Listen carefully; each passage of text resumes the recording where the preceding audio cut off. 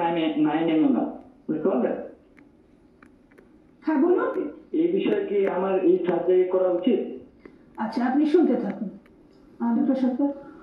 হ্যাঁ, আপনার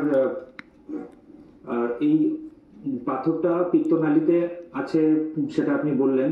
তো এক্ষেত্রে আপনার ল্যাপারোস্কোপিক সার্জারি করা বেটার হবে, কারণ ওপেন সার্জারিতে অনেক বড় করে কাটতে হবে।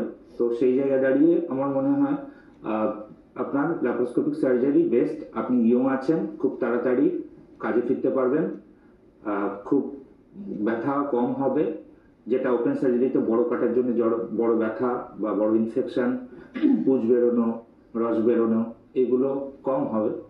তো আপনি ল্যাপারোস্কোপিক সার্জারি করতে পারেন। আশা করি আপনি উত্তর পেয়ে গেছেন। ডক্টর মুখার্জি, এবার আমরা আসবো এই যে ওপেন সার্জারি